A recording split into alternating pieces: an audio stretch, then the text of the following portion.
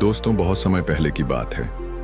एक महान गुरु और उनके युवा शिष्य ने आध्यात्मिक साधना की यात्रा पर निकलने का निश्चय किया। गुरु अपनी अटूट साधना, गहरे ज्ञान और निर्विकार स्वभाव के लिए प्रसिद्ध थे। उनके भीतर एक अद्भुत शांति और स्थिरता का वास था। वह जीवन की गहरी सच्चा को समझ चुके थे और अपने शिष्य को भी उस मार्ग पर चलने के लिए प्रेरित कर रहे थे। शिष्य हालांकि गुरु की शिक्षाओं से प्रेरित था, परंतु अभी भी अपने मन और इच्छाओं पर पूरी तरह से नियंत्रण नहीं रख पाया था। उसकी आत्मा ज्ञान की ओर अग्रसर होना चाहती थी, परंतु मन बार बार सांसारिक आकर्षणों की ओर खींच जाता था। वह जानता था कि जीवन का सच्चा उद्देश्य भौतिक सुखों से ऊपर है, लेकिन फिर भी उसके मन में कई बार शंकाएं और भ्रम उठते थे। गुरु का उद्देश्य केवल अपने शिष्य को शिक्षाएं देना नहीं था, बल्कि उसे आत्मानुभूति और वैराग्य का महत्व सिखाना था। वह जानते थे कि सच्ची शांति केवल तब संभव है जब मन इच्छाओं और मोह के बंधनों से मुक्त हो जाए। उनकी यात्रा एक घने जंगल के बीच से होकर गुजर रही थी। रास्ता कठिन था, लेकिन गुरु और शिष्य दोनों शांति और धैर्य के साथ आगे बढ़ रहे थे। गुरु का हर कदम स्थिर और ध्यानपूर्ण था, जबकि शिष्य कभी कभी अपने मन के भटकाव को महसूस करता। यात्रा की शुरुआत में शिष्य ने गुरु से पूछा था, गुरुजी, क्या इस यात्रा का उद्देश्य केवल जंगल पार करना है या इसके पीछे कोई और गहरा अर्थ है? गुरु ने मुस्कुराकर उत्तर दिया था, पुत्र, यह यात्रा केवल जंगल पार करने की नहीं है। यह तुम्हारे मन की गहराइयों को समझने और उससे परे जाने की यात्रा है। जब तक तुम अपने मन पर विजय नहीं प्राप्त कर लेते, तब तक हर मार्ग तुम्हारे लिए कठिन रहेगा। शिष्य ने सिर झुकाकर गुरु की बातों को स्वीकार किया, लेकिन उसके मन में यह सवाल बार बार उठता रहा कि वह अपने भीतर के इस संघर्ष से कैसे मुक्त होगा। उसे नहीं पता था कि इस यात्रा के दौरान वह एक ऐसी घटना का सामना करेगा जो उसकी सोच को हमेशा के लिए बदल देगी। गुरु और शिष्य अपनी साधना यात्रा पर घने जंगल के रास्ते से गुजर रहे थे।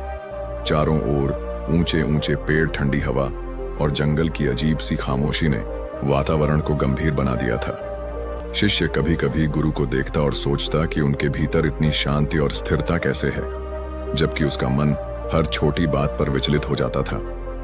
अचानक आकाश में काले बादल घिर आए, मौसम ने करवट ली और तेज हवाएं चलने लगी। कुछ ही देर में बारिश शुरू हो गई। बारिश इतनी तेज थी कि उनकी यात्रा बाधित हो गई। पेड़ झूमने लगे और जंगल में तूफान का शोर गूंजने लगा। ठंडी हवाएं शरीर को कंपा रही थीं और रास्ता फिसलन भरा हो गया था। शिष्य ने चिंता भरे स्वर में कहा, गुरुजी, इस तूफान में आगे बढ़ना मुश्किल लग रहा है। हमें किसी सुरक्षित स्थान की तलाश करनी चाहिए। गुरु ने अपनी शांत दृष्टि से चारों ओर देखा और बोले, धैर्य रखो पुत्र, हर कठिनाई के पीछे एक मार्ग होता है। प्रभु हमें अवश्य रास्ता दिखाएंगे। कुछ दूर चलने के बाद उन्हें एक छोटी सी झोपड़ी दिखाई दी। झोपड़ी से हल्का सा प्रकाश बाहर आ रहा था, जो उस घने अंधकार में उम्मीद की किरण जैसा प्रतीत हो रहा था। झोपड़ी के दरवाजे पर एक महिला खड़ी थी, जो बारिश से बचने के लिए दोनों को अपनी ओर बुला रही थी। महिला ने आवाज दी, मौसम बहुत खराब है, कृपया अंदर आ जाइए। आप दोनों थके हुए और भीगे हुए लग रहे हैं। यहां आप सुरक्षित रहेंगे। गुरु ने महिला का धन्यवाद किया और शिष्य की ओर इशारा करते हुए बोले, आओ पुत्र, तूफान थमने तक यहां आश्रय लेते हैं। शिष्य थोड़ी झिझक में था।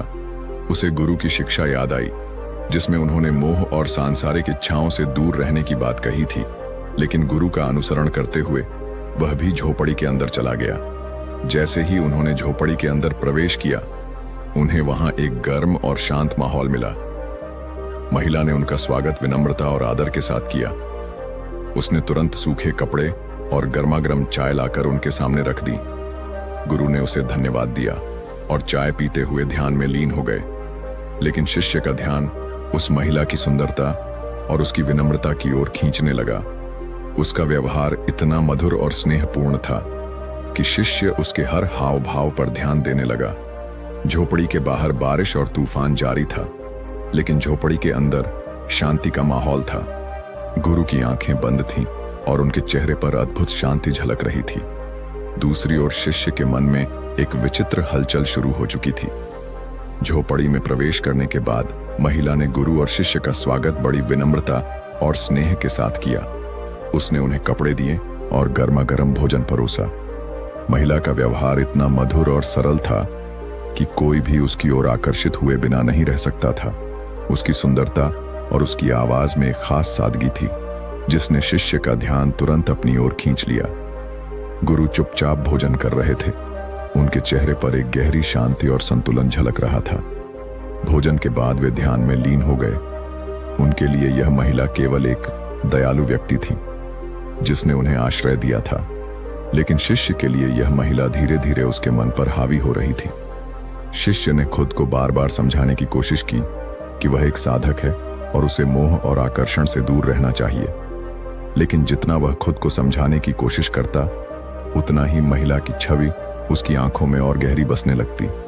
उसकी मुस्कान, उसकी विनम्रता और उसका हर हाव भाव शिष्य को अपनी ओर खींच रहा था। जब महिला ने चाय परोसी तो उसने मुस्कुराते हुए कहा, आप दोनों बहुत थके हुए लग रहे हैं, यह चाय आपकी थकान मिटा देगी। उसकी मुस्कान ने शिष्य के दिल में एक विचित्र हलचल पैदा कर दी। शिष्य ने महसूस किया कि वह महिला की ओर देखने से खुद को रोक नहीं पा रहा है। जब भी वह झोपड़ी के अंदर आती, जहाँ शिष्य उसकी हर गतिविधि पर ध्यान देता, शिष्य के मन में बार बार सवाल उठ रहे थे। क्या वह भी मुझे देख रही है? क्या वह मेरी ओर आकर्षित है? इस विचार ने उसे और अधिक बेचैन कर दिया। वह समझ नहीं पा रहा था कि उसके मन में यह खिंचाव क्यों हो रहा है, जबकि उसने वैराग्य के मार्ग पर चलने का निश्चय किया था। दूसरी ओर गुरु पूरी तरह स्थिर और निर्लिप्त थे। उनके लिए महिला की सुंदरता और उसका व्यवहार किसी सामान्य घटना से अधिक कुछ नहीं था। उनका मन पूरी तरह से शांत था, मानो बाहर की दुनिया का उनके भीतर कोई प्रभाव ही ना हो। शिष्य ने गुरु को कई बार देखा और सोचा, गुरुजी इतने शांत और स्थिर कैसे हैं? क्या उन्हें इस महिला की सुंदरता और मधुरता महसूस नहीं होती? वह समझ नहीं पा रहा था कि गुरु की इस स्थिरता का रहस्य क्या है। रात गहरा जा रही थी और बाहर बारिश का शोर कम हो गया था, लेकिन शिष्य के मन में एक तूफान चल रहा था। वह अपने गुरु की तरह शांत होना चाहता था, लेकिन उसका मन मोह और आकर्षण के बंधनों में जकड़ा जा रहा था। वह समझ गया कि यह संघर्ष केवल बाहर का नहीं, बल्कि उसके भीतर का है। जंगल की यात्रा फिर से शुरू हो चुकी थी। बाहर का तूफान थम गया था, लेकिन शिष्य के मन में विचारों का तूफान अब भी चल रहा था। वह महिला की छवि और उसकी मुस्कान को भूल नहीं पा रहा था। उसका बार बार उस झोपड़ी में लौट रहा था, जबकि उसके गुरु पूरी शांति और स्थिरता के साथ आगे बढ़ रहे थे। कुछ देर चलने के बाद शिष्य से रहा नहीं गया। उसने गुरु से कहा, गुरुजी, क्या मैं आपसे एक प्रश्न पूछ सकता हूं? गुरु मुस्कुराए और बोले, पूछो पुत्र, क्या बात तुम्हें परेशान कर रही है? शिष्य ने झकते हुए कहा, गुरुजी, उस महिला का व्यवहार इतना मधुर और स्नेहपूर्ण था। उसकी सुंदरता और उसकी बातों ने मेरे मन पर गहरा प्रभाव डाला। मैं हर संभव कोशिश के बावजूद उसके विचारों से मुक्त नहीं हो पा रहा हूं, लेकिन आप इतने शांत और स्थिर रहे। क्या आपको उसकी सुंदरता या उसके व्यवहार ने प्रभावित नहीं किया? आप कैसे इन सब चीजों से अछूते रहते हैं? गुरु ने रुककर शिष्य की ओर देखा। उनकी आंखों में एक गहरी करुणा झलक रही थी। वह बोले, पुत्र, और आकर्षण मन की स्वाभाविक प्रतिक्रियाएं हैं, लेकिन सच्चा वैराग्य तब आता है जब मन को बाहरी चीजों से परे भीतर की ओर मोड़ा जाए। गुरु ने शांत स्वर में कहा, मैंने उस झोपड़ी को उसी क्षण छोड़ दिया था जब हम वहां से निकले, लेकिन लगता है तुम्हारा मन अब भी वहां अटका हुआ है। यह तुम्हारे मन का खेल है। मन वहीं ठहरता है जहां तुम उसे टिकने देते हो। जब तुमने मन को प्रभु की ओर केंद्रित करोगे, तब यह बाहरी मोह तुम्हें प्रभावित नहीं करेगा। शिष्य ने सिर झुकाकर गुरु की बात सुनी। वह समझ गया कि समस्या महिला की सुंदरता में नहीं, बल्कि उसके अपने मन की अस्थिरता में है। उसने मन ही मन यह निश्चय किया कि अब वह अपने मन को प्रभु की ओर मोड़ने का अभ्यास करेगा। शिष्य के प्रश्न को सुनकर गुरु मुस्कुराए और बोले, पुत्र, सच्चा वैराग्य बाहरी वस्तुओं और भावनाओं से परे है। यह मन की स्थिति है जहां किसी भी बाहरी चीज का प्रभाव नहीं पड़ता। गुरु ने एक उदाहरण देते हुए कहा, मैंने वह झोपड़ी उसी क्षण छोड़ दी थी जब हम वहां से बाहर निकले, लेकिन तुम्हारा मन अब भी वहीं अटका हुआ है। मोह और आकर्षण का जाल तुम्हारे भीतर है, बाहर नहीं।